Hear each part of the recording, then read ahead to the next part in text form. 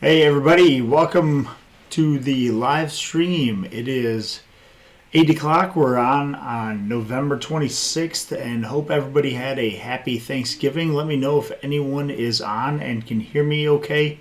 Make sure my audio is okay and that my stream is being seen by everybody. Just wanted to make sure everybody can see me all right. Give me a little thumbs up if you can, and just let me know everything's broadcasting okay and that you can hear me all right. That'd be a cool thing to do. If not, we got a few things to go over tonight, but mainly just kind of answering everybody's kind of fall winter beer questions and also kind of just going over some different beers and hoping everybody had a happy Thanksgiving. Cheers, Casey. Can you hear me all right? Good. Awesome. Just getting everything set up. I was a little late getting to my computer here today, so I was kind of scrambling at the last couple of minutes and wanted to make sure I had everything set up all right. But appreciate you guys being on. Hope everybody had a happy Thanksgiving. Let me know if you had anything cool happen over the last couple of days over Thanksgiving wise. I'm having myself a glass of a hazy IPA that I did with a buddy of mine. This is my last video I had on my channel where we did a hazy that did not have oats in it, but it's actually turned out to be a really cool hazy IPA.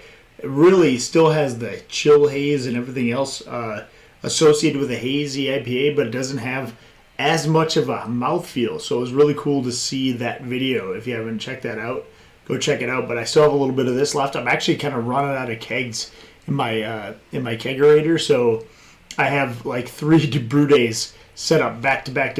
It just so happens, like, for whatever reason or another, I have all of my beers just seem to run out at the same time. So I have a bunch of videos that are coming out soon. I have a bunch of different beers that I'm going to be brewing up, and I have a lot of things on deck. So stay tuned over the next couple months. But this is the last hazy I did, so this is a good one. Go check it out if you haven't already. This is that comparison video I did with a previous hazy I did and then this one. They both really taste surprisingly the same, but one has a little bit more of a kind of thicker, creamy mouthfeel. The other one is just more of this one here is more of a crisp, like more of a refreshing drink, even though you wouldn't think of that just like by looking at it because it looks like a normal hazy IPA. So pretty cool. Casey, I have 4 kegs normally. So right now, I have a blackberry sour, which is just about to kick. So that one's is almost done. Then I have this hazy on right now, and then I have 2 that are empty. But I have a cider that I just brewed, and I double batched it. So I split the batch into a cinnamon and a blueberry. So that one's actually the next video I'm going to be posting next week. So I have cinnamon and blueberry hard apple cider that I brewed. So those 2 are going to be on that for a few days until they carb up, and then I'm going to actually bottle all those. But I'm going to be doing a comparison video on those 2 and kind of talking about how to make a hard cider in general from actually like pressed squeezed apples at the homebrew supply store. They did a cider day where you can get fresh squeezed apple cider, and so I went and got 6 gallons of that, and then I split it into 2 batches. So one I got blueberry sitting in, the other one I have apple, cinnamon, and a little bit of vanilla extract in that one. That one will be more like a kind of apple pie flavor, and then I'm going to bottle both of those, pull them out separately. But that's the next video I actually have going up next week, is the cider, how to make hard apple cider. I show how to do it with the fresh cider, and then also how to do it with a like store-bought cider. So say you went to the store and you just bought apple juice or apple cider from the store. I show you kind of how to do that too, so that's cool. Hey Greg, welcome. Cheers. As always, happy to be back on for tonight. Let me know if you have any questions as we're going through this. We're just talking about some beers that I have kind of set up on tap or coming up in the next couple of weeks. So my cider that I did, I again split it 3 gallons. I have blueberries sitting in one. I just pulled those and carved it up, and then I have another one with a cinnamon stick and then a little bit of vanilla extract, very tiny bit of vanilla extract. It's like a fourth teaspoon rather, in like 3 gallons. It's very, very small. So I have that one going on, and then I'm gonna go ahead and I'm gonna I separated those two, and then I'm gonna bottle them both separately, so I have them kind of sitting on tap whenever, or not sitting on tap, but sitting in bottles whenever they want to. So that'd be kind of cool to have those whenever, but I don't want to take up tap room for those because I have a whole lot of beers that I'm going to be brewing up. So I did actually on Friday night, I brewed up for the first part of it, a cranberry ginger sour kettle sour. So that one is a 2-day process, of course, if you've ever done a kettle sour before. So you have to do the initial mash, just like you normally would with the beer, and then you sour it overnight, 24 to 36 hours. So I did it for 24 hours. I didn't think it was quite enough, and then I actually finished brewing it this morning on, yo, Brian from Elementary, welcome, cheers. Just talking about a couple of beers and different brews that I've done recently. And so the kettle sour that I'm doing is a cranberry ginger sour, but I do all my kettle sours the same for my base recipe. So my base recipe I started on Friday night. I actually got to Saturday night, and at about 24 hours, it was like 9 p.m., and it got to about 3.5, which is about right, which is where I normally do my sours. But it was getting late at night, and I was like, you know what? I'm just going to let this chill till tomorrow morning. I'm going to see what happens and see how low it gets. I don't mind that it gets to 3.4, 3.5, or even 3.3 pH, which is and you'll see the video if you haven't done a kettle sour before, but as the Good Belly probiotic works, it will sour more and more as time goes on. But there is a kind of diminishing return there. So I actually waited till this morning to finish brewing that. And I got it to about 3.4. It was about 7 a.m. this morning or so. I started testing the pH again, and I realized I was like, "This is perfect. I'm going to start brewing this right away." I actually got some coffee instead of a beer, and I started brewing the second day of that. And so you're basically just kind of finishing off your brew day. At the second day, you're killing off any of the souring bacteria that's in that Good Belly probiotic. And then you have, you just kind of finish that off. So I boiled that for 45 minutes. I pitched USO5 in that today, and so that is chilling out. And then next weekend is when I'm going to be putting in all of the cranberries, the fresh cranberries. I got 6 pounds of that. That's going, a bunch of different bags of that. Right now is the best time to do cranberries if you're doing anything because they're on sale. They're right after Thanksgiving, and they're on sale, and they're fresh. So you can get them in the store. I throw them in the freezer still because I want to kill any bacteria and stuff on them. I want to freeze them, break open the casing a little bit, and then I'm going to unthaw them. I'm going to dunk them in some Star San. I'm going to smash the crap out of them, and then I'm going to put them in a paint strainer bag and throw them all in a secondary on top of that sour, along with a little fresh ginger root. So that you only need a couple of days for, but I go over all that in the video, so you'll see that in a few weeks. But that cranberry ginger sour is by far probably the second best sour that I make. I like my blackberry sour the best, but the cranberry ginger is a very close second. So check that one out. It's a really cool one. Elementary got another sour planned coming up. That's awesome. Yeah, a good sour is great. And honestly, the thing I learned the most about sours is you can make them as sour as you want to. Like, you go to some places and they'll have it like a sour on tap, and it's like Warhead sour. And that's like normally too much for me. I don't like it that sour. And number two, they generally are wild fermentation sours. I like a kettle sour that has a little bit of tartness to it. I like a little bit of fruit in there. Sometimes I put some hops in there, rarely, but most of the time I'm doing fruited sour, so I don't. So, but most of my sour recipes are generally the same, but I just change what I kind of put into it. Greg, what do you think about a recipe 60% two-row pale ale, rice hulls, and 5% carapils? I don't see what the last part is. Well, there's a little emoji in the way, so I can't hear. But 7% pale ale. Oh, here we go. 30% Pilsner and 5% rice hulls. So pale ale and Pilsner are very similar. So you're really adding base malts at, if you're doing 30 or 60% two-row, 30% Pilsner, you're really doing 90% of a pale malt in general, right? So I think kind of two-row and Pilsner are kind of twined, I guess, if you will. And then you have rice hulls. That's just going to help you with your, so you're not getting a stuck sparge. And then 5% Carabils. That's going to be a very light beer either way. But I think depending on what you're looking for, that might be a good beer. So if you're thinking of a very light, crisp beer, what I would generally do is shoot about 80% of a base malt. I'd throw 20% of other stuff. So if you want to do a Carapils at 5%, I would add some maybe Crystal 60 at another 5 or 10%, and then I would add some like a different ingredient like even a white wheat or a red wheat or something like that might give you a little bit different feel or mouthfeel for that beer. But that's totally up to you. But it depends on what you're going for, right? So if you're going for a light, crisp, like Pilsner type beer, what you have there is fine. And I just would go with, if you're looking for like a kind of a standard pale ale, you're adding a little bit of like a 60-minute, half ounce or something like that, and then a couple 5-10-minute ounces or something like that, then I would go with something that has generally a little bit more color than that. But it depends on what you're going for.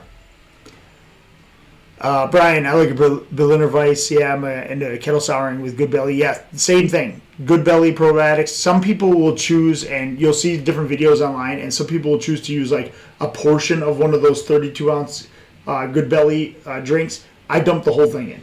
So it'll sour faster, and I don't want to wait like 2-3 days in order to brew again. I want to do it the next day. And a lot of times that 32-ounce will sour in 24 hours. And I could have done that yesterday, but it was late. So I opted to go this morning. But in reality, if you're doing it like 6 p.m. and you want to go 6 p.m. the night before or the night after, then pitch that whole thing. That's no big deal. Doesn't matter what flavor you do with the Good Belly too. You could do like a very light like mango flavor or a mango. That's what you're going for.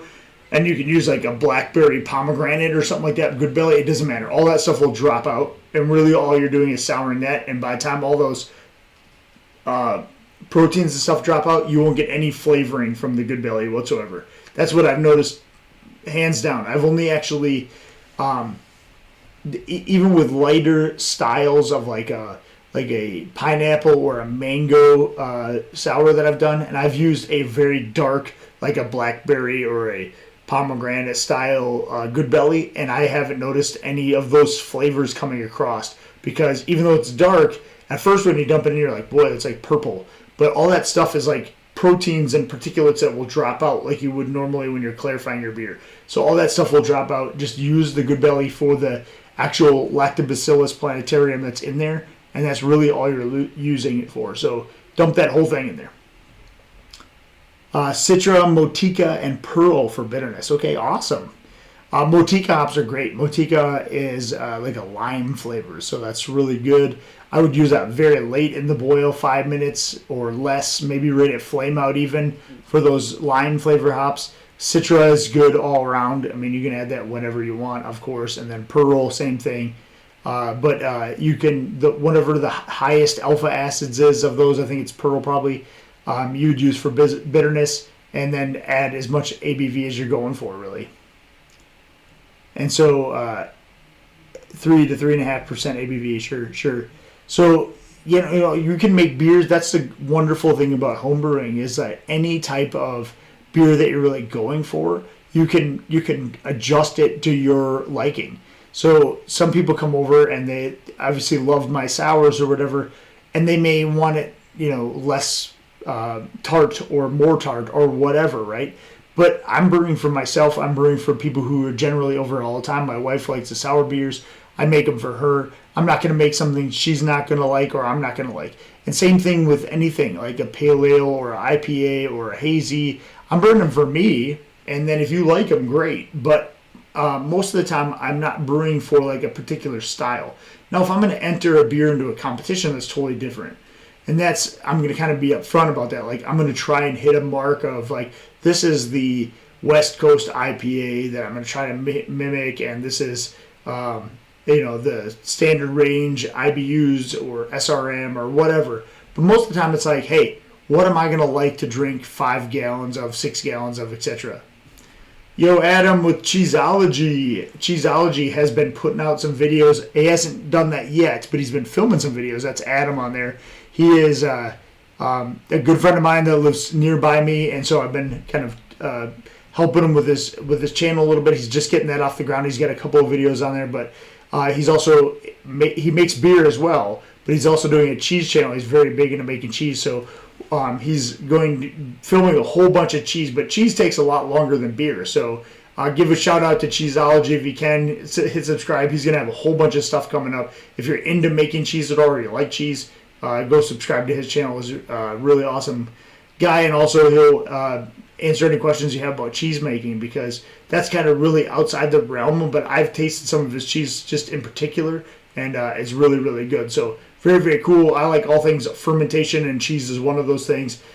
We have people that come that I talk to all the time for our homebrew club that talk about fermentation of, like, pickling and different things, and pickling, peppers and other stuff like that. So all things fermentation, Zymergy related, is welcome on my channel. So Cheeseology is one of those. Very, very cool. And it's a different process. It's kind of like brewing beer, just takes a whole lot longer, and very, very cool that he's doing something different. So welcome, Adam. But also, so how was everybody's Thanksgiving? We're going to be talking a little bit about some winter beers, some things I have coming up. And then also, like, I want to hear about your guys' holidays. Did you have anything cool come up over Thanksgiving? Did you have anything different that showed up, while talking to friends and family? Or did you have a beer that you brought to, friends and family that turned out really well? I'd love to hear about it. Let me know, and let me know what you guys are drinking. For those who are just kind of jumping on, I'm drinking a hazy IPA that a buddy of mine and I did. It's on my channel. The last video I just did, kind of a comparison video of this hazy IPA in comparison to a one I just did, actually, that Keg just kicked, where this one has no rolled oats, but yet look at the color, looks like any other hazy IPA. We kind of nailed it as far as everything, but the oats really do matter. That was kind of the crust of everything. The crux of everything was the oats really matter when it comes to mouthfeel. So this is a little bit more of a crisp IPA, or a hazy IPA, than I would have normally made, but color-wise and taste-wise, it's exactly the same. It's very, very cool. Casey had a brew day yesterday, pressure fermenting for the first time with a spunding valve on a Firmzilla. Awesome. It's closed up now, slowly building up some pressure. Do I just wait a few days to open up the valve? And so you have a spunding valve, so I'm assuming you set the pressure to a specific pressure, and then you would just let it build up and it would release that, right? So you want to keep that under pressure if you're trying to do like a lager or something like that. But yeah, you would hopefully set that pressure on the spunding valve, but you want to make sure that your gauge isn't too much, or it's going to be too much for the Firmzilla. So you want to set that for a few degrees, and I'll let others. I've never done pressure fermentation, so I'm not the expert at that. But what I understand about it is that you would want to set that spunding valve to where it's kicking out and releasing that pressure after a certain amount. And so depending on how your Firmzilla is set up, you would want to make sure that that spunding valve is set up to where it would not over pressure the Firmzilla. Just Homeroom, Thanksgiving is great. Went to the Outer Banks, awesome, right by North Carolina here, and tried some local brews. Anything that stood out to you? I can't remember as I said that. Can't remember the names of the beers. They were pretty good. Actually, it's funny. I went to since I've been live, I went to a conference in Hilton Head recently, and I went to I think it's called 26 Acres Brewing in Hilton Head, which was just south of where you were in the Outer Banks, of course, in South Carolina, though. And I went to Hilton Head, and 26 Acre Brewing had fantastic beer, believe it or not. And so I was very pleasantly surprised. Last time I went there, I went to Hilton Head Brewing. It had been a few years. I did not go back to that one because I'd been there before.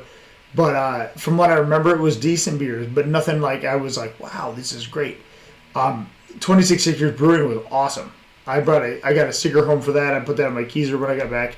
But amazing to go to different places and see different beer styles, different beers that they have there, and how they're doing things, because it's really, to me, it's kind of hit or miss. Some of those Outer Banks slash, touristy place can be busy just because of the amount of people that are there. But if you're brewing good beer, I mean, people will come back whether it's like tourist season or not. And so, great that you went out there. Great that you guys are supporting local breweries like that. That's cool. So, Just Home Brewery had the Outer Banks trip. That's cool. I had the Hilton Head trip, and I'll tell you what, I was raving about that place after I left because I thought it was fantastic. They had a live acoustic guitar player there who was amazing, and she was playing some really good songs. And I was just joking around, and she said, she's like, anyone have any requests? And I was kind of joking around, and I said, can you play Kermit the Frog Rainbow Connection? And I was joking around and like thinking like there's no way she'd be able to play it. She sang that song like legit so well. I was impressed. I was so impressed. She sang that song. It was awesome. And she didn't sing it in the Kermit voice, of course, but she knew it. And I was like, oh my God, it was amazing. I was blown away. So not only was the atmosphere pretty cool, but the beers there were fantastic. So any place anyone else has visited that got blown away like that, happy to share them. Feel free to comment in the top chat. So honestly, it was neat to see like just how cool that was, to just shout out a name of a thing, because those people are so much more talented than I am musically. Because I mean, maybe I can brew beer, but those guys can sing and play music and sing at the same time. That's unreal good. Greg, Thanksgiving I brewed a Dunkelweiser, which is great for brew. And my pumpkin brown ale finish was great batch. Awesome, cool, man. So a couple beers I have on tap. So, I have on deck, I should say, because I haven't brewed them yet. So I have my, I brewed my cranberry ginger sour, so that's one of them. I have a black IPA recipe that I actually got the grains for and everything, so I'm going to be brewing that next weekend. That'll be coming up in the next month or so. You're going to see both of those on the channel. I have my ciders that are already carved up, ready to go. Actually, they're ready to taste today. I actually planned on tasting both of those and finishing up that video, but I have a blueberry and a cinnamon, almost like a cinnamon vanilla, so like a kind of an apple pie flavored cider. So I have an apple pie flavored cider, a blueberry flavored cider, and then a cranberry ginger sour. We're almost ready to go. Like the other one is freshly brewed, the other two are carved up, ready to go. Then I have my black IPA, which I'm going to be brewing up shortly. I have an awesome recipe for that. I think it's going to turn out really, really well. That one will be probably, I would guess, by the time that one comes out, it'll be closer to Christmas-ish, because I'm going to be brewing that next weekend. It's going to take a couple weeks to get in there, so it's going to be probably the week or two before Christmas. And then I have a version of Celebration IPA, which I actually grabbed a whole bunch of this because it's one of my favorite beers, of Sierra Nevada's Celebration IPA, this one here.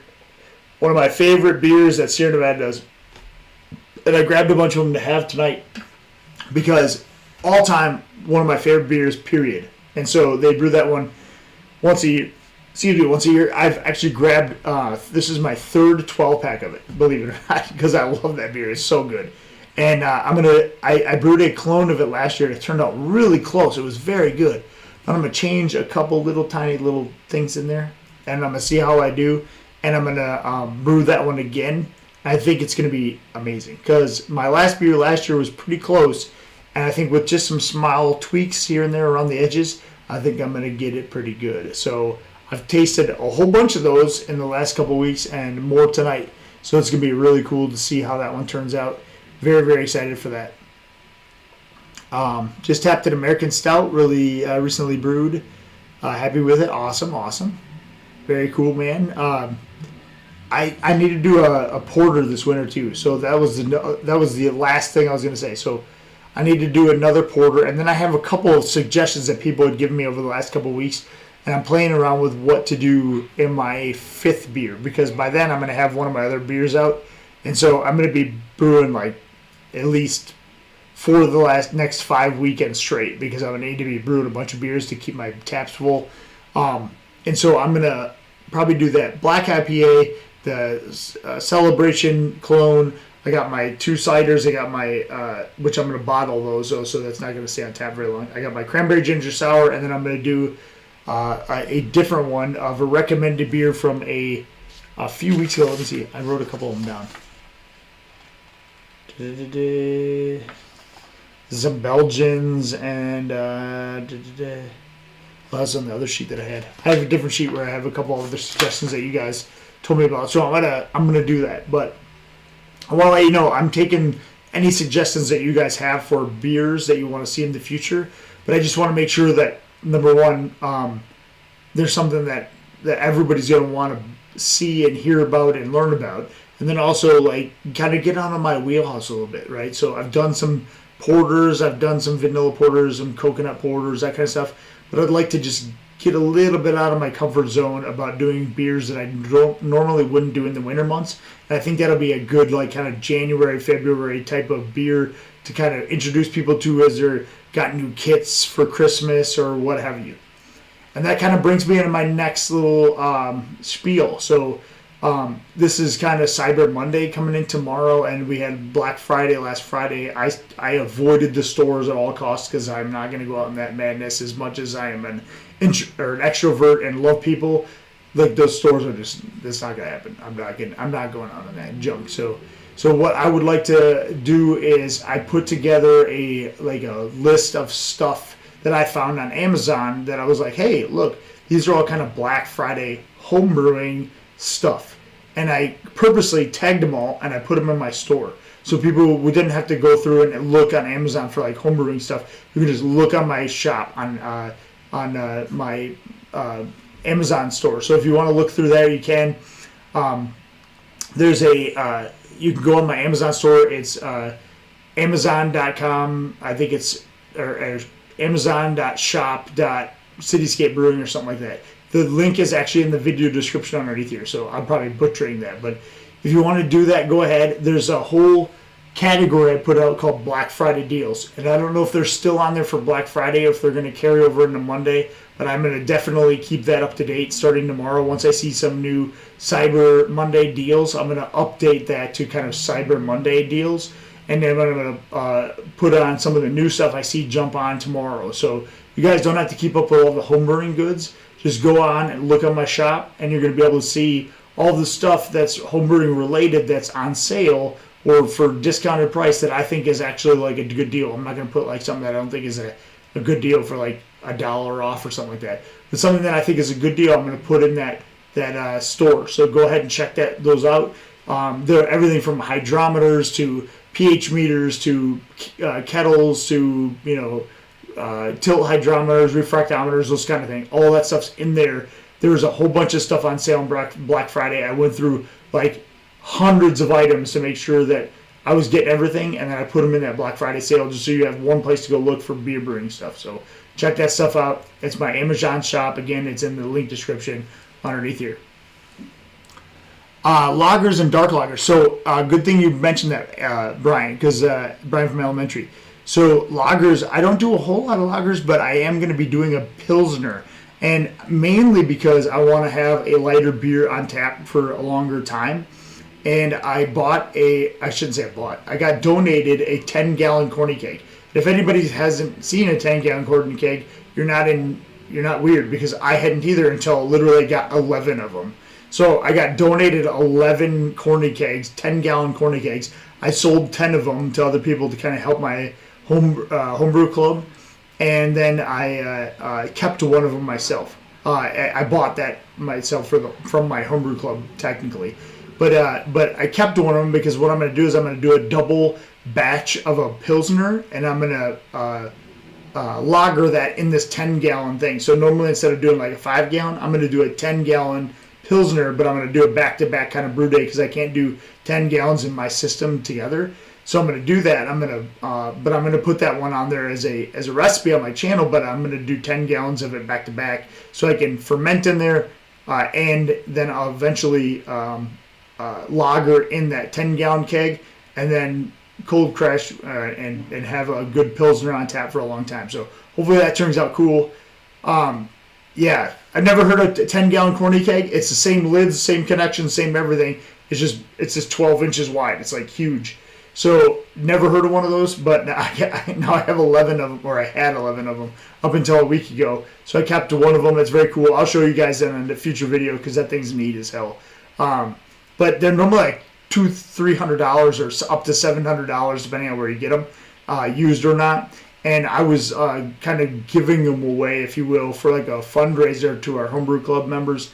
And I was giving them away for like $50. They were like super cheap, and they went away like boom, boom, boom. But I kept one of them so I could like do I even thought about doing like a seltzer, where I could do like seltzer water and just have like a bunch of it on tap and just like fill up whenever I wanted like a flavored seltzer water or something. Not even alcoholic, just to have like a good amount of it on tap. So that was kind of cool.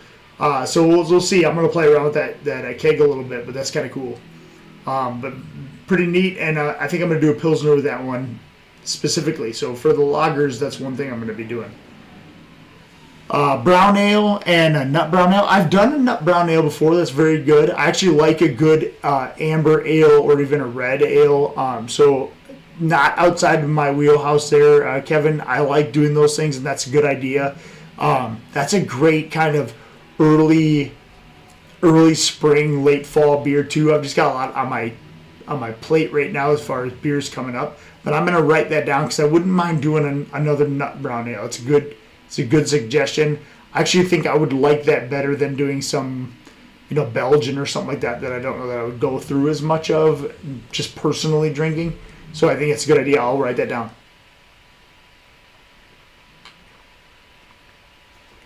Alonzo, thank you very much, man. So you probably saw my post. I did a New England IPA. It's actually this one here. This one won a first place medal on my at my homebrew club. There was actually about 13 entries. We did what we call fantasy draft beer, and where you draft ingredients. And once there's a different ingredient taken, you can't have that ingredient anymore. And the thing that was unique about this New England IPA was that it has no like flaked oats, flaked wheat, or flaked barley, but yet look at how hazy it is. I mean, it's super hazy, super cloudy, still looks amazing, right? But yet it is lacking a little bit, not in flavor, but just mouthfeel. When you're drinking it, it is lacking that kind of thickness or that thicker mouthfeel or that fullness in the beer. But it's not by much. We actually used a lot of flaked maize, so corn basically in there. But that doesn't add a whole lot. The main thing, the reason that it's staying cloudy like this is mostly because of the yeast. We use a London Fog from White Labs, but also because I used like a crap ton of white wheat. So I use white wheat malt, which has that haziness, and I use a lot of that in my sour beers a lot, and that helps bring that like cloudiness. I like those sour beers to have like that cloudiness, hold on to the color of the fruit and stuff like that a little better. So I use a lot of white wheat, and so to combat not having flaked malts in there, I added a bunch of white wheat. We added flaked maize, and I think there's a little bit of, there's not two row, it's Golden Promise and something else. But there's a whole video on that. You can see the whole recipe in there. The hop selections for this were really good. This beer is a fantastic beer. That's why it won out of all the different fantasy beers we had, and it has a chance of being brewed at a local brewery of ours. In a couple of weeks, we'll see how they voted on that. They're going to announce in a few weeks. But also, just a good tasting beer all around. So if you like hazy IPAs, check this one out. In that same video, in the description, I put the link to the other video I did just before that, which is a different hazy that does have oats, and I would suggest using that grain bill. But you can use whatever hops you want. So if you want to use this grain bill hops or the other one, doesn't really matter. But check those out. The last 2 months I had a couple of different hazy videos, and they turned out really good, both of them. So either one would be knocking out of the park with your friends. Yeah, so Belgian beers, I'm going to get it kind of out of my wheelhouse a little bit early next year. I'm going to try to do some other things early, like kind of late winter, early spring-ish, that I kind of get on my wheelhouse a little bit once I get through some of the beers I know I want to do this winter. thanks, Adam. Dennis makes great beer, like cheese on his palate. Good cheese joke there, Adam. Good way to wrinkle that one in there. So, but yeah, it's a fun way to kind of think out of the box with the different beers. The beers that we have in the fantasy draft are pretty unique on purpose, because when you're going through and you're thinking of a beer recipe and all of a sudden you're like, oh no, someone grabbed, chocolate malt and I was going to do a porter and now what do I got to do, So like it makes you kind of think a little bit like, what am I going to do now type of thing as other ingredients are getting drafted, kind of like a fantasy football league, if you will, right? So you get a different running back you were planning on getting, and all of a sudden you got to start scrolling through the different running backs to see what you're going to get in place of not having, some specific player. Kind of same thing with beer brewing, and we had 11 or 12 different contenders, if you will, or teams for our fantasy draft, and we had to kind of pick based on what was left. It's kind of a neat concept, kind of a cool concept to do. Makes you really think outside the box a little bit. And then, of course, try to come up with a beer based on those ingredients at the end of the day. So you kind of have to think on your feet. You have to be ready for some curveballs and then kind of know a little bit about what you're doing as far as ingredients are concerned. But it's always a really good one. And one thing I will say, when we were going through and we were doing like the tasting last Tuesday night, so like a week ago almost, we had, like I said, 11, 12 beers there, and I think every single one of them were fantastic. I thought they were so good. I wouldn't have even guessed that they didn't get the ingredients that they wanted to in those beers. I think our group did a pretty dang good job of brewing beers to some style, even though they may not have gotten everything they wanted. And so it was kind of neat to see how people played off of the strengths and weaknesses of just kind of living with the ingredients that they got during this fantasy draft of ingredients. It was pretty cool. So with that, anybody got any cool Christmas plans or anything cool to share about Thanksgiving? Did you meet up with some family? Did you try some cool beers? Did you bring beers anywhere for one of the holidays, or are you planning to for Christmas? Anything coming up that you want to know about or learn about, or anybody have any questions specific? I mean, it doesn't matter. The realm of brewing, period, I will try my best to answer them. But let me know if you guys did anything cool over the holidays or coming up, because that's what it's all about, is talking to you guys, hearing what you have to say, and answering questions. If not, I'm gonna keep drinking this guy, and we're gonna get to one of my next beers. I got a couple of them in the little cooler over here, or a little cooler, if you will, and on tap, ready to go. So we'll talk about those as I get to them.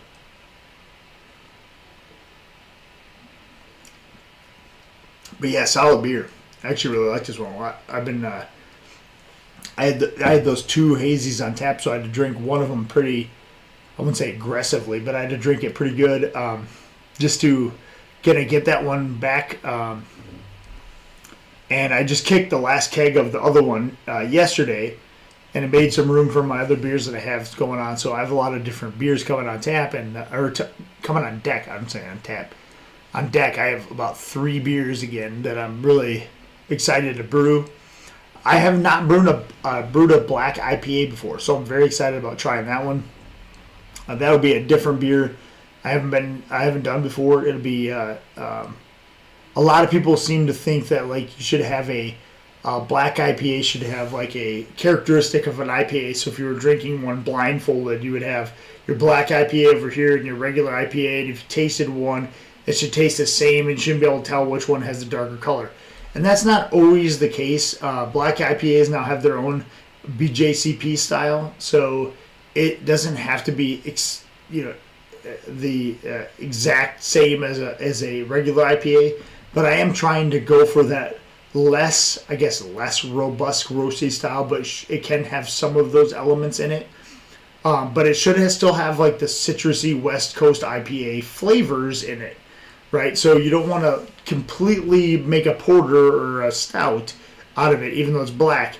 And but you do want to have that like crisp, like IPA West Coast bitterness, some citrusy, piney notes still in with the darker colors that you get with the with the black IPA. So I'm hoping that all shines through, and we'll see how I do in a couple weeks. But excuse me, looking forward to doing that one. So that should be a cool one to do in a few weeks, and we'll see how I do. Because again, first time ever brewing that, should be pretty neat to try out. Awesome, Justin Brewing. Thanks for jumping on, man. I appreciate it. Cheers and happy holidays to you guys. Very, very cool. Again, anybody have any other questions or stuff that's kind of new to home brewing, or things that you've been trying out or wanted to try out over the next couple of months? Happy to go over those things with you. I had one other thing. I brought up earlier, for those who are kind of just jumping on, I did bring up the fact that I do have a lot of the kind of Black Friday specials on my Amazon shop, which is linked in the video description below here, so you can check that one out. The Amazon shop, I have the Black Friday deals listed, but tomorrow, specifically tomorrow, as Cyber Monday stuff comes through, I'm going to do a kind of update to that list of the Cyber Monday deals. And so all that stuff's going to change a little bit, and rather than you guys having to go through, I get kind of a list from Amazon that kind of says, like, here's all the stuff in advance. I'm going to try to go through and put some of those more homebrew related, not just like the weird stuff that you see, like bags and hot baskets and stuff like that, but like the stuff people would use home brewing. I'm going to put in that like Cyber Monday folder or Black Friday folder that I have created. And so there's in my shop, you'll see all the stuff that I have that I usually use for home brewing. You can see all that stuff on there. You can see the other stuff. I mean, everything from like shirts that I wear sometimes on the channel to like, what I use for like pH meter and kettle souring and stuff that I use for kegging and that kind of stuff. All that stuff's on there anyway, and you can get some good deals on some of that stuff. But the other stuff that I'm going to be doing for like the Cyber Monday, specifically for tomorrow, I'm going to go through and link the stuff that Amazon says these are homebrewing related stuff. I'm going to ding, ding, ding, ding, ding. I'm going to post them in there so you guys can go to one place and start looking for homebrew stuff specifically. So there won't be like rando stuff like speakers and TVs and crap like that. You guys can look that up yourself. But if it's homebrew related, I'm going to put it in there so you guys can check that stuff out and get it at a good deal and hopefully find stuff without having to search through pages upon pages of Amazon. I'm going to do that for you. So that's going to be in my store that's linked in the video description, again, my Amazon store. That is not a additional cost, just so people know about my Amazon store. This is just regular stuff you link on Amazon, and the proceeds of those, I get a little bit of a kickback, but it doesn't cost you any more to do that. So if it's normally like $18 to buy something or $15 to buy something, that's what it is. But Amazon gives me like a little percentage, like 1 or 3% or something like that for linking it. So it's just a way of helping support the channel too. So if that's something that you want to do just to support the channel and you needed a hydrometer anyway, well then go buy one. It's the same price you would have normally paid, but it's just if you get it off of my channel, it helps a little bit support the Cityscape Brewing, so that's cool. So thank you guys if you go check that out. But I'm just doing it as a little kind of courtesy for you guys, so you don't have to hunt and peck around for deals that you might want to have for Black Friday and Cyber Monday. So cool. Casey, what do you use for fermenting? So I use either a big mouth bubbler, I use glass carboys, or I use a Fermonster, which is a bigger 7.5 gallon. Although it's plastic, it's the PET thinner wall plastic, and it depends on what it is. So like for my kettle sours that I'm doing now, I use the glass ones just because they're a little less porous for the souring stuff of it. But for kettle souring, you don't have to worry about like the mixed fermentation type of stuff where you're gonna like sour and ruin all of your transfer equipment. You don't have to worry about that. That's not gonna happen with just the kettle sour stuff. But if you were to leave it in a closet and forget about it in 3 months, and then you have active fermentation because of a different bacteria that takes hold and sours your beer, well, that's different, right? That's obviously gonna infect all your equipment. But kettle souring, like the stuff I have on my page, you won't have to worry about that. But I use a 6.5 gallon glass, a big mouth bubbler, and I use the 7.5 gallon Fermonster for most of my fermenting. And then I use it in a fermentation chamber, which is an old chest freezer to keep temperature control. And inside there is a Inkbird that keeps the the cooling portion down. It also turns on a lizard lamp that has a ceramic bulb in there that doesn't have light, but it heats up to keep the heat. So during the winter months when it gets colder in my garage, that heat lamp will kick on and keep it at that 67 degrees for like an ale, for instance. So that's how I ferment. But you can check those out. I got videos on all that stuff and how I put all those together on my page.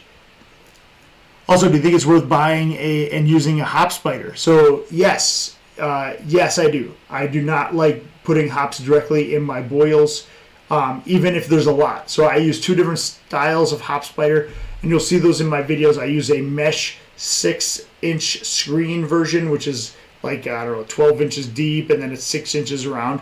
I only use that when I use 2 or 3 ounces of hops max.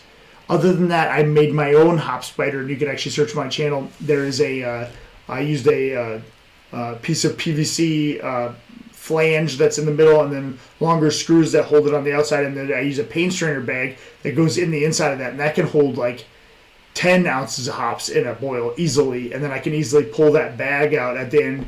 But I don't like all that vegetal matter to get into my either fermenter at the end of the day. So what I do is before I rack that thing into my fermenter, I used to use like a strainer, and it would like clog up with all the hop matter and stuff like that to try to get it out of there.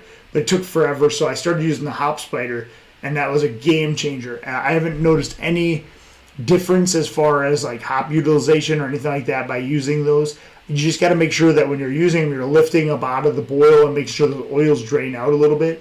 That especially with the metal screen ones, they stick to the sides a little bit more than just the kind of mesh paint strainer bag version that I use all the time when I'm doing like a hazy that has like a ton of hops like this one. And so make sure you're still, even with that one, lifting it out of the kettle a little bit, using like a spatula or a spoon or something like that. Lift the bottom of the bag up, get all those hop oils out of there each time you add some, and that will really help a lot. But yes, hop spider, definitely, I use it in almost every beer that I brew. So yes. Which style is commonly used? Maris Otter. Maris Otter is kind of a more, it's still base malt, but it's more of a biscuity kind of flavored malt, and so I think it would go really, really well with a lot of different kinds of beers that you want to go with.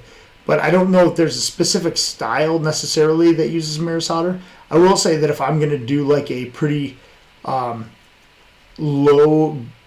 I wouldn't say low grain, but like if you're doing like a pretty minimalistic grain bill where you're using a lot of a base malt and then just a small amount of like other adjuncts, like, you know, small amount of crystal or something else, honey malt or whatever, Maris Otter is going to give you that more like biscuity, more complex taste to it for a base malt, even though it's light.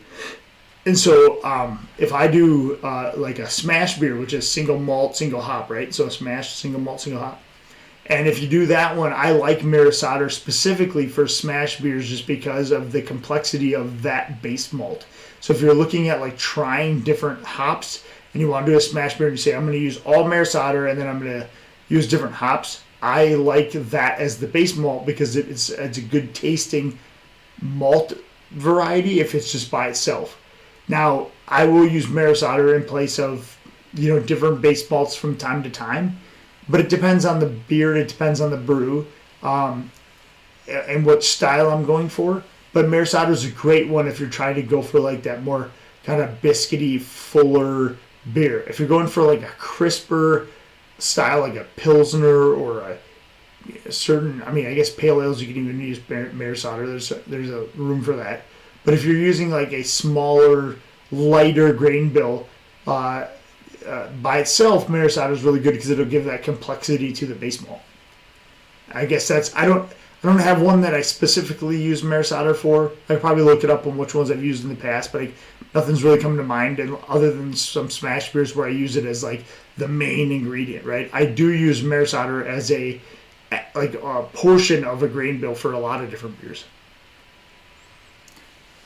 Ty, do you use the same bag for boil? And if you do a whirlpool, yeah. So absolutely, yes. Good question. So if you're using your hop spider or a bag for catching hops in the boil, say you do a 60-minute addition and a 10, 12, whatever kind of thing, you can just dump. I'm going to keep that in through cooling it down, right? Because that's part of the bittering process. You have your 60-minute hops. You're not pulling those out necessarily as you flame out. You're going to leave that in there until they're cooled down, and then you're going to pull them. And so I use that same bag, same hop spider, same everything when I'm doing my my boil additions, and also as I'm going to whirlpool. So for those who don't know what a whirlpool is, it's basically as you're adding hops as you're cooling down the beer. But you're going to let it, and some people call it a hop stand, if you will. So you're going to cool it down to like 180 degrees. You're going to stop your cooling process. So like if you're using an immersion chiller, for instance, or a plate chiller, whatever, pump, whatever, you're going to stop that. And you're going to stop it at 180 degrees or 175 degrees, and you're going to let it sit. And then you're going to add your hops in there and let it sit for 10-15 minutes at that 175, 180, 170 degree wort, and then it'll like soak out all those oils, right?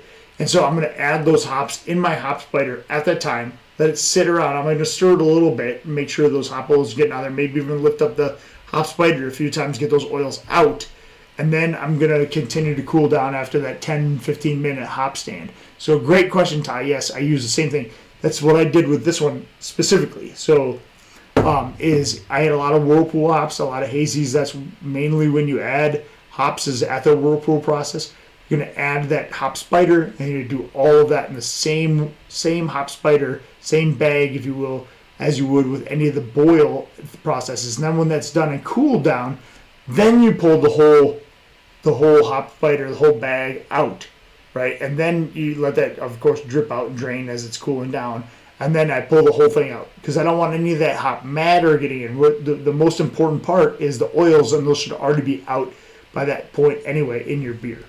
So good question, Ty, about whirlpooling and adding hops during and after the boil. So using that. So, and I'm kind of milking this beer. I'm sorry about that.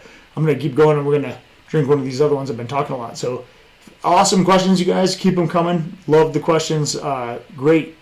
Happy to answer all of those. If people did something cool over Thanksgiving, for those who are just joining us, I'll kind of briefly go over in a minute, like some of the beers I have coming up, some of the things I've done recently, and then also if you have questions, again, leave them in the chat. Tell me about some cool stories you did over the holidays, over Thanksgiving, what you got going on for Christmas, if you're bringing beer to either one, did you, or are you coming up, or some other beer styles you wouldn't mind me doing in the next couple of months. So with that, cheers. I'm going to get a couple drinks off of this one and then pour another one here.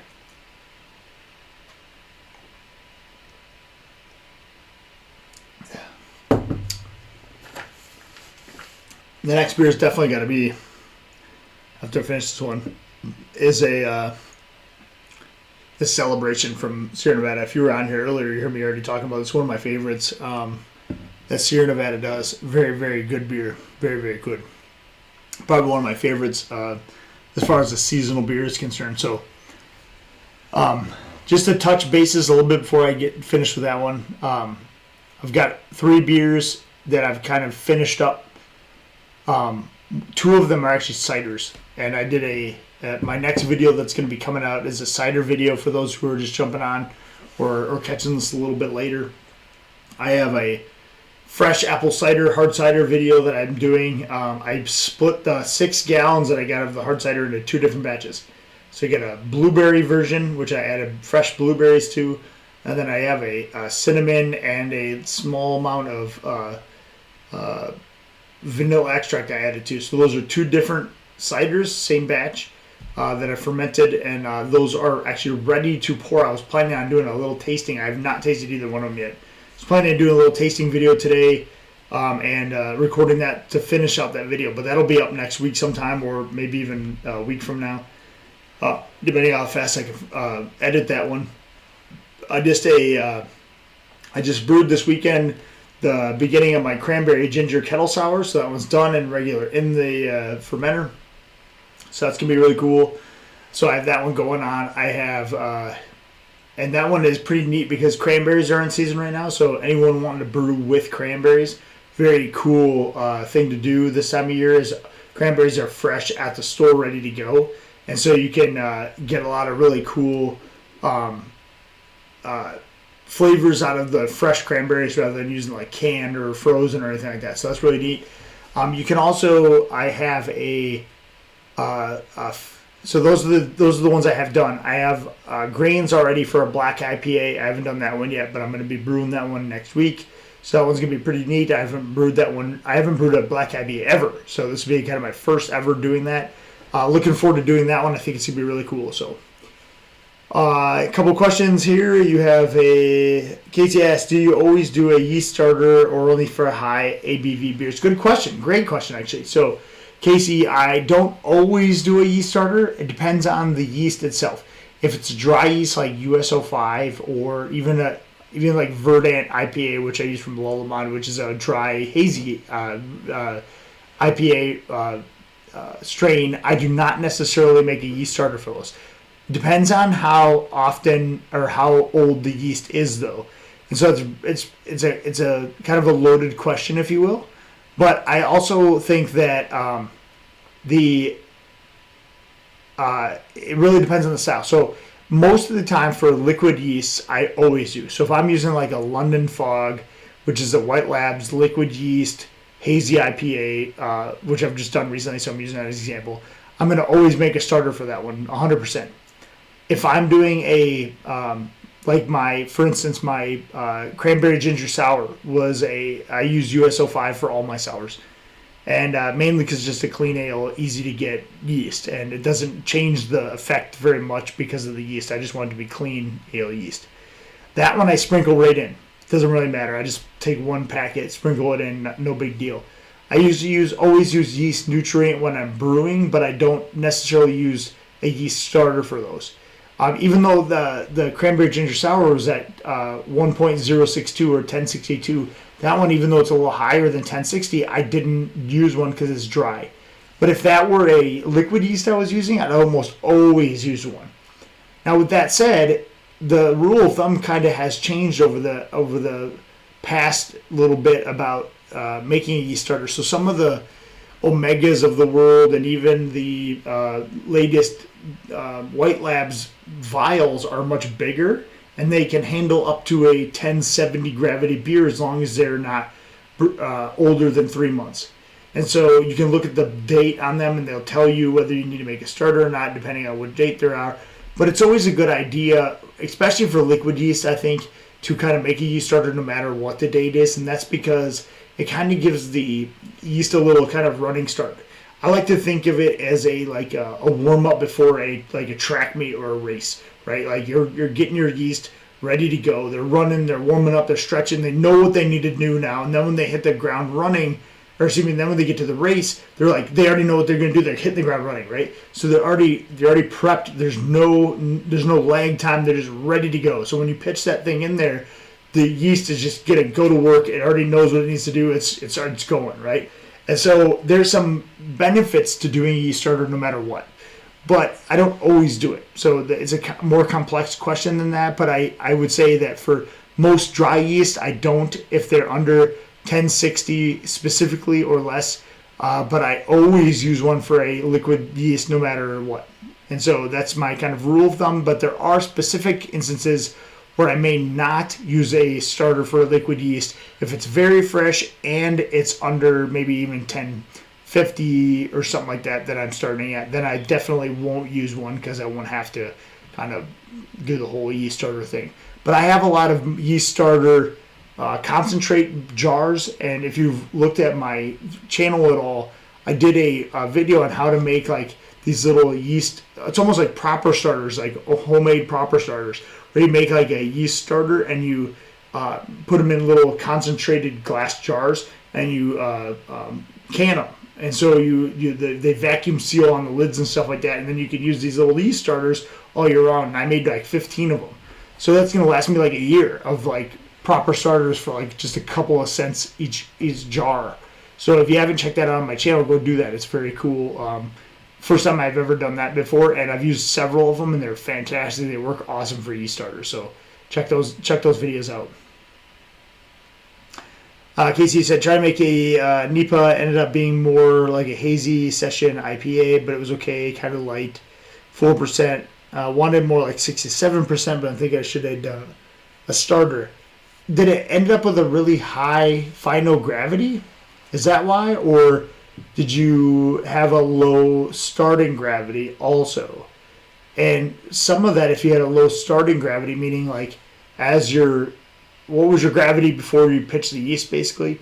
But if you had a high starting gravity, it could have been either you had too much liquid volume in there where you could have boiled it down to get the gravity lower, or your grain mill, wherever you're getting your grains milled, whether you have it at your house or whether you're getting a homebrew supply store or whatever, may not be milling it enough, if you will. So it leaves a lot of like whole kernels, and so that could be affecting your ABV too. I've seen both instances. It also depends if are using a brew in the bag system. So you said, yeah, low starting and didn't get low enough. So you have both. Okay, so starter will help with the with getting it low enough, right? So it will, if you're ending, like a hazy will generally end in the teens anyway. Sometimes you don't want it to be real dry, so you don't want it to get like lower than like 10-10. But like 10-16, that's like a normal 10-16, 10-14. That's like a hazy can end at that. If it's in the 10-18 or higher, that's too high. But if you didn't get high enough on your starting gravity, then that could be just you didn't have a good enough grain mill, it wasn't breaking it up, or you didn't use enough ingredients to get to that level, right? So check your software. If you're putting something in your software where like you're using Brewer's Friend or Beersmith, change the brew house efficiency. Sometimes there's a 70%, 75%, that kind of thing. Excuse me, change that to like 70 or 65%, and then you'll see kind of what you need to compensate for. And that's specifically for like, especially for brew in the bag methods or like an all-in-one system, you'll have lower efficiency generally from those because they're all brew in a bag, like all one thing, and you can't rinse the grains as easily unless you have like a pump that recirculates really well. So one thing you'll want to do is check wherever you're getting grains milled, is it milling enough? If you have your own grain mill, like check your gaps. They should be about the thickness of a standard credit card. You should fit in there but still be able to pull it out. And then also if you have a brew in a bag system, you have to kind of compensate for that a little bit by adding a little bit more grains than you normally would unless you're doing like a batch sparge or a lautering and that kind of stuff, because that helps rinse the grains more. Generally you get a higher efficiency because of that. So in your software, you can just kind of make up for that by lowering that brew house efficiency a little bit. Hey, Brew and Bad, welcome. Evening. What are you guys drinking? Anything cool? Anything fun happen over the holidays? I'm going to finally finish up this last one. I had a couple beers before this, so I'm slowly milking a couple beers, so I haven't had but more than this one here over the last hour or so, but I'm glad everybody's joining me. Hopefully everybody had a good Thanksgiving and has some cool plans coming up. Anybody had anything happen over Thanksgiving that's worthy talking about or want to talk about? And then also anybody doing anything over Christmas that's cool, whether you're brewing a beer or going somewhere cool or whatever. Let me know.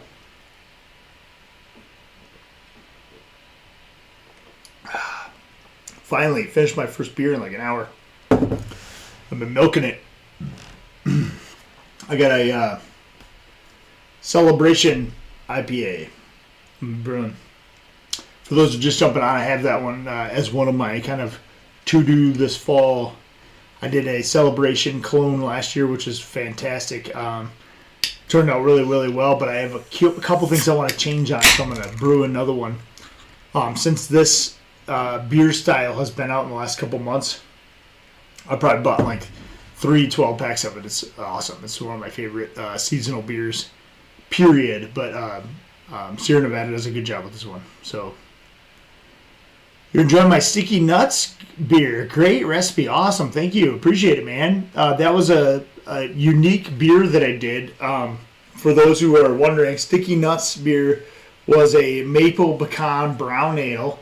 We added some maple syrup, both in the boil process, but then afterwards too, if I remember right. I'm trying to remember.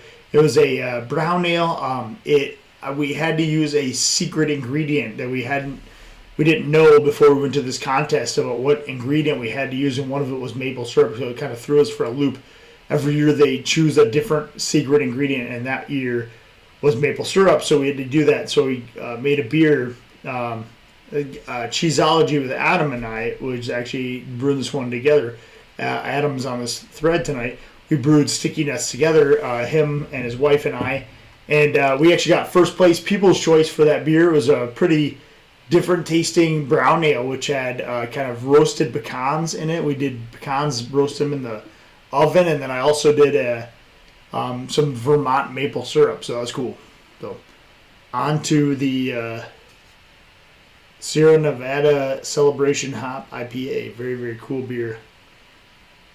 Excited for this one. It's very nice. So yeah, did it turn out well? Brewing bad? Let me know. Did you like it? How'd it come out on your end? We had some pretty good reviews. It was different beer. I don't know that I would have ever brewed a beer like that without having to, But it was very cool. Way to think outside the box a little bit about that beer. It was just different. What do you plan on changing your celebration recipe? Bought more beers on sale, and I was going to add to it to copy yours. So I don't know yet. I played around with the recipe the other night, and I don't know specifically. I can look it up while we're talking here and see what things I was changing on that. I don't know off the top of my head, but let me look it up as we're talking here. But the beer I did last year was pretty spot on. I was very happy with how it turned out. So I'm not going to change it drastically, but I am going to change a few things.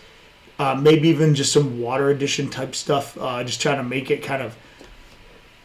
Excuse me. If you brew the beer I brewed last year, you'll like it. It's fantastic. The difference is that I just want to tweak, right? So it's not going to be anything dramatic. It's not like I'm missing this whole grain that I didn't add last year type of thing. Okay, so let me look at my last year's beer. Actually, I'm going to share this while I'm at it. So let me share my screen. All right, here we go. So here's my Sierra Nevada Celebration clone. I have the recipe on my page also for those who are interested in it. So last year I did 2-row, 12 pounds of that, a little bit of Crystal 60, and then a little bit of Carapils, right? So on there. And this grain bill I thought was pretty good. The color on this was spot on. So if you I don't know that I'll change this very much. I might change the hops a little bit, but I don't know. The reason I went with this, by the way, and there's not a recipe on Sierra Nevada's webpage for the celebration. There is for their normal pale ale and their torpedo IPA. And so looking at that, I wanted to kind of mimic some of their, I guess, commonalities between their other beer styles. So, for instance, I noticed that most of their beers had a lot of 2-row malt. So in this particular instance, I kept a lot of 2-row on purpose, and then they only used a really small percentage, about 10% or so, of other things, specifically Crystal 60 in some beers. So I kept that. I used a little bit of Carapils in there. It's also going to give it some of that mouthfeel body type of thing, but also a little bit of color. And then also that one's only about 3-4%. And so I kept that pretty low on purpose.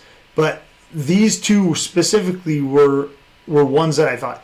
Now, SRM style-wise, I think it was spot on. I think the color, if you, in that video, you'll see, I did a little comparison. The color is spot on between the two of them. I mean, it's very, very close. And even the real thing, you look at this, it's not crystal clear. It's got a little haze to it. It's not great. And this is out of the can. It's not like I can see my hand behind this perfectly clear. And so that's how mine was, and I was like, oh man, mine's got a little bit of chill haze. No, it actually turned out really well. So I think the grain bill is pretty spot on. I don't know that I'm going to change this very much.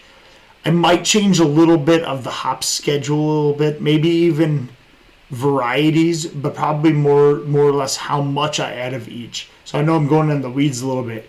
But might be where I change a little bit of the stuff. I think the bitterness and the other things were kind of spot on, but I might change just a little bit. Like instead of doing a 60-minute schnook, maybe I'll do half and then do another one at a little bit more at 30 or a little bit more at 15 to try to get some of those flavors to be just a little bit different in the hops. So that's what I'm talking about, like just tweaks around the edges. If you did this recipe, you're gonna knock it out of the park. Most people are gonna think that's fantastic beer. So this is great. Your water additions are important though, and so make sure you add those things in there according to your water profile. But other than that, I think I pretty much got it with this recipe. I'm just going to do some small tweaks. But I will, again, as I do that video, I'm going to kind of tweak that recipe a little bit too, just to kind of see what I got going on here. So anyway, a little bit more, probably more in the weeds than you wanted to know about Ty, but just keep it real. That's what I'm doing. That's what I'm doing with that one. I'm just changing it around a little bit, see where everything's at, and then we'll go from there.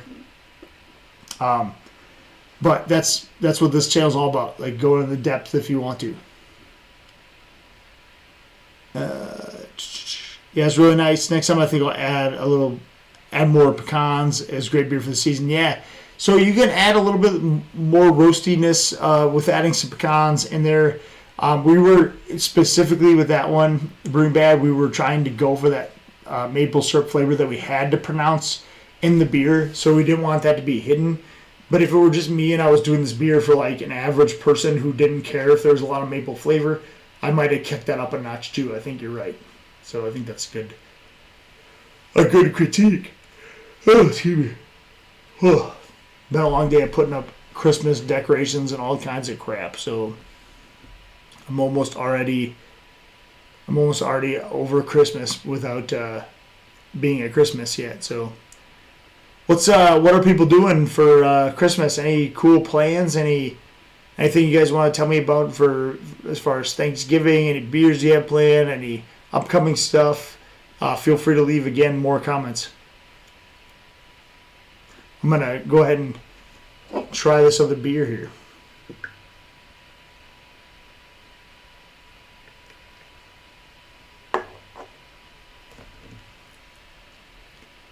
Yeah, this one always surprises me how it is like hazier than you would think it is for like a clear beer. You can't really even see my hand behind it, how hazy it still is even from, the brewery itself.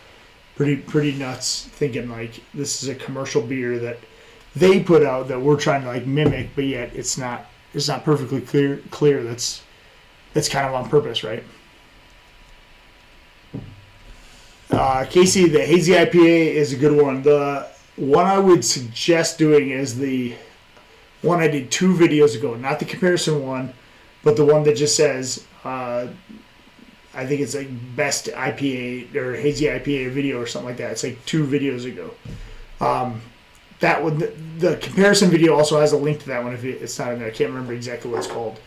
But that one is a fantastic recipe. It's got London Fog, which is my favorite hazy yeast. It's a great beer.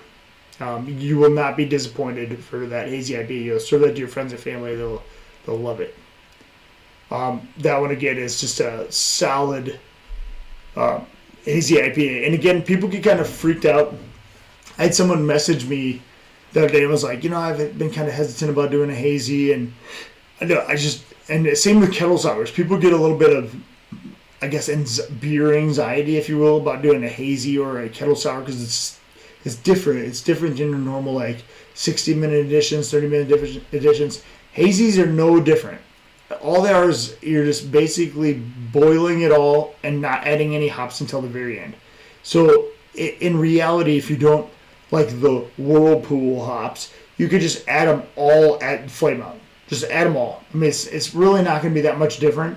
And then cool it down like normal. Then do your high Krausen dry hop. And all high Krausen dry hop is when you get like a thick cap of head of beer on there, just throw in the hops at that point and shut it up. And a lot of times you will need to put a blow-off tube, depending on how much headspace you have on there. But that's it. I mean, it's really not that different than brewing another beer. It's just the the biotransformation of those oils into a fruity characteristics in the beer itself. So IPAs aren't any different. Just don't be afraid of doing them. Just follow the directions. I tell people, just follow the directions on my channel. Do it exactly like that. You'll make a freaking awesome IPA. It's awesome. Same with kettle sours. People will freak out like, oh, there's 2 days, it's kettle sour, it's going overnight, and you have to get a pH meter. It's like, yeah, you do have to get a pH meter just to kind of generally see where your beer's at, where it starts and where it ends. That's like $30 max for a good one. You know what I mean? On my channel, I have a Dr. Meter one. I put that in my Amazon store. It's a relatively cheap price for doing awesome kettle sours. And so, yeah, you do it overnight. The only difference of that is you're buying a 32-ounce Good Belly drink, Good Belly probiotic drink, and that might be, $3.50 at the store. Dump that in there, sour it overnight. It is a commitment of an extra day, but man, it's a different world of beers, like doing a kettle sour. But it's easy. You just leave it in the kettle, or you're even make another carbo if you want to. But like the one I did over this last weekend, I just left it right in the kettle and put some saran wrap on the top and shut it up. Left it for 24 hours, 36 hours by the time this morning came around, Friday night to early this morning, and it was ready to go. Boiled it off, killed those bacteria that were souring it, basically, and boiled for the next 45 minutes, and it's done. And then I'm pitching USO5E. So it's the same process as a regular beer. You're just stopping at midpoint and adding a jug of Good Belly. That's it. Pretty easy. So, I mean, don't be scared to go out of your wheelhouse with different styles of beers, what I'm getting at. So I was never a real sour beer fan until I started making them myself. I thought they were just kind of why would I get a sour beer? But they're good depending on where you go and what you get. They can be fantastic beers. So I don't shy away from those now. So you shouldn't either. They're very, very good. But what's everybody drinking? Cut into this Celebration IPA. Yeah, awesome beer. This is all around I don't know how to explain it other than that it's like a roastier, more winter pale ale IPA. It's just a good. I think they put a good mix on their normal pale ale or IPA, like Torpedo, for instance, and made this like a hoppier, more. I mean, the color wise is awesome. It's really cool. It's it just reminds you of a Christmas beer, right? I mean, the can says it alone. This is meant to be around your Christmas tree. It's just really cool. But the flavor wise, it's spot on. It's good. So awesome, awesome beer. But yeah, this is one I like to have around the holidays. We're gonna definitely be drinking this one up when I get that on tap because it's a good tasting, good flavored beer overall. And I don't know that I would change anything in my last one, but again, go check out my last year's Celebration Ale video. I got the whole recipe on there. I'm going to be tweaking it, just like I said, tweaking around the edges. It's not going to be much different, but it will be an attempt to be a little bit closer to this one. But man, I like when I was doing a side-by-side, it was pretty damn close, so I'm not going to change a whole lot. It's going to be very, very good. And if you get those water additions down, I think that's what's going to do it the most, is make sure your pH is on point, make sure your water additions are on point. That's the most specific thing. And then, I think the recipe itself, there's going to be very little tweaks to it. But only because I want to change, only because I want to change some stuff in it. It's not because the beer was bad. It's just because I'm always shooting for perfection. I'm always shooting for a little bit more with my beers, and if I can change something, I will. I rarely brew the same beer twice. Maybe if it's a fantastic beer. Some of my kettle sours I will do the same because I just think I've nailed them, and I don't think I'm getting any closer than that. This cranberry ginger one is one of the examples of that. I'm gonna keep doing that exact recipe. This is the I think 4th or 5th time I've done that in the last how many years I've done that this time when the cranberries are in session. So it's a great beer. So look out for that video. So I'll have the cider video coming up in a week. I have the cranberry ginger one coming up in about, I would say that one's going to be, next week it'll be done another, I think about a week and a half or so, or maybe 2 weeks from now, I'll have that cranberry ginger video done. And then my black IPA I'm brewing next weekend. That'll take a week to ferment, a week to dry hop, condition, that kind of stuff. So probably 3 weeks out. So just before Christmas, that black IPA will drop. So very, very cool. I'm going to have a bunch of beer videos coming up. Very, very cool. And then on to Celebration, which I'm going to be brewing before Christmas, but I probably won't get done until right around Christmas. Maybe I can get it done by Christmas Day. That might be a good goal to do, so get done by Christmas Day. So, all right, guys. Anybody have any kind of last-minute questions, comments, things that they're doing over Christmas break? I can answer any kind of last-minute questions, wrap them up and stuff. But happy to hear about your guys' stuff that you got going on for the holidays or did have for Thanksgiving or coming up. That's what this channel is all about, asking you guys questions, getting you guys to participate, and finding out what you guys wanted to learn more about, because that's what my channel specifically was all about, is like making you guys better brewers, helping you guys out. Anything I can do to do that, I'll do that. And as always, if you are watching this at home and you want some stickers, feel free to email me. I think I have that in my scroll text. Let me look. So if you can email me, right here.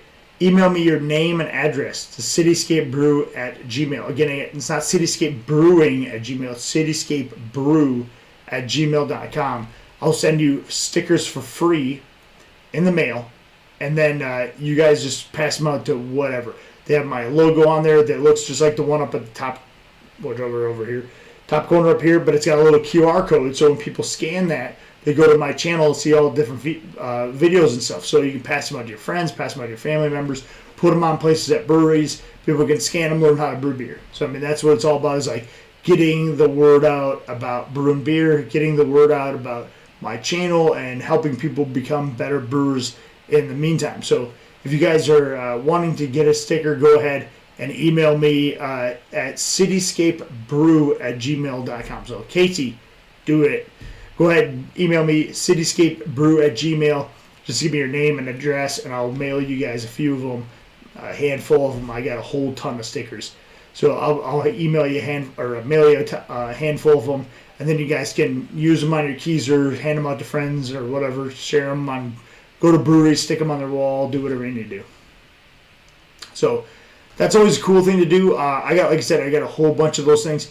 Another thing, I got a whole bunch of like Cityscape merch and all that kind of stuff. It's not in my Amazon store. It's on my normal page. So if you look underneath this video or on other videos, you'll see my Amazon or my Cityscape shop. That's on a different website, not my Amazon website. But it has shirts and sweatshirts and coffee mugs and glassware and everything else. You guys can order something cool for Cityscape. It's just a good way of supporting the channel too. Also, you can always send super chats, super thanks just underneath this video. You can also do what we call buymeabeer.com or buymeacoffee.com. That is a way of sending like kind of a tip to the channel, if you will, for kind of doing all these videos and stuff. It takes a lot of time, energy to do this kind of stuff, so appreciate all of you guys for doing that stuff. It's a very, very easy way of saying, hey, thanks, got some good content, and keep it up. Helps support the channel. It helps me buy beer ingredients and other things for buying new stuff for the brewery and that kind of thing to keep putting out videos. I mean, obviously this takes time, but I love doing it with you guys, so I'm not going to stop either way, but I appreciate you guys doing that. Also, if you guys are wanting to know more or you want to learn something different that I haven't talked about, I'm always open to suggestions. Like, literally put them in the comments underneath this. Send me a message on my Gmail account. I don't care either way. I will answer every single one of you guys. If I forget, message me again, because I always try to get to every single person, because I think it's just the best way of like helping everybody become better at what they do and honing the craft. The whole reason I started this channel in the first place was to try to like combine all of the information you see all over like YouTube and Instagram or God knows where into like a way everybody can come in like, hey, here's a better way of doing this. Here's a comprehensive brew day, right? Here's everything you need to know and then some about beer brewing. And of course, you guys all know I like to talk, so I'm going to tell you everything I know about a specific subject if you ask me about it. But that's what makes you better, right? That's what helps you get out the word. That's what helps you become better at your craft over time. And I didn't just learn this stuff overnight. I like piecemealed it by like, I watched a little bit of this video over here and a little bit of that thing over there, and I learned this from reading this over here. But I'm trying to like bring all that together in like one space. But I don't know what everybody else wants to hear and learn about. So let me know if there's something or if you think I'm missing that I can add to the channel, because love hearing your guys' advice. I take it seriously and then I put it on the channel. Like literally, I'll do it. So let me know what you guys want to hear. Let me know if you want to know about something specific. Let me know about stuff you have coming up. I am going to be doing. I'm doing this live tonight. I'm probably going to be doing one next weekend for sure, but I don't know if I'm going to be doing one every weekend when it comes around Christmas. I have some plans around mid-December, and then of course Christmas weekend I probably won't do one just because people will be out of town and that kind of stuff, but it'll kind of be hit or miss around the Christmas season. But I'll probably do the next 2 weeks, maybe 3 weeks, and then I'm going to take a couple weeks off around Christmas, of course, but I'll be back around the New Year, that kind of thing. So it's not every other, it's not a set schedule, but I try to keep you guys in the loop to try to do this. But it'll always be Sunday night. It'll always be Sunday nights, and it'll always be at about 8 p.m. Eastern time, so you guys can look at that. Ty, really appreciate all the information put out as gotten started. Yeah, you know what? That's what the whole channel is all about. Helping you guys, just like Ty, get it going on. So I appreciate that, Ty. I appreciate it. How long does it take you to get out, get merch from that shop? It depends. So it's not me getting it out. It's actually from a different, like a third party. So they take care of everything. All I do is I get a percentage of you guys ordering that stuff. I put my logos and stuff on their merchandise, and then they send it out. So if you have issues, it goes through a different vendor. So you'll get an email from them and that kind of thing. But it's a way of me not having to, like, I'm not printing the shirts at my house, for instance. But they do all the orders. But when I've even ordered stuff from them, because I do it from because I order other, like, I wore a Cityscape. I didn't get this hat from there, but I got this. I got a Cityscape sweatshirt that I wore in the video that I'm going to be posting in like a week. You'll see that. And the Cityscape mug, you've probably seen that in a couple of them. I'm drinking coffee out of it. I've ordered that one from there, and it's been less than a week, I think I got everything. So it was very quick. So they get out stuff pretty fast. But yeah, that is a great website. They really help me out as far as just, like I said, you get a certain percentage on top of everything, but it takes the guesswork out for me, so I can continue on my channel and beer brewing and stuff like that. They take care of all the shop stuff, which is really cool. So I don't have the answers for you, but usually less than a week. That's the short answer. But it does help the channel a lot because they give me some kickbacks for you guys ordering stuff like that. So very, very cool. But with that, guys, I appreciate everybody jumping on. It's going to be kind of a quick one tonight. I'm super tired. I put up Halloween. Look at, I'm already tired. I put up Christmas decorations like all day today. I'm beat. And then I got a busy next week after the holiday weekend and stuff like that. So appreciate everybody jumping on. Happy brewing. If you guys have any questions, leave them down in the video description below. Again, you want stickers, email me your name, address, cityscapebrew@gmail.com. I'll send you some stickers in the mail. And with that, guys, happy brewing and cheers, and happy holidays, everybody. I will be back on next week for sure. Not sure about 2 weeks from now, but definitely next weekend for sure. Thanks, guys. Have a good night. Cheers.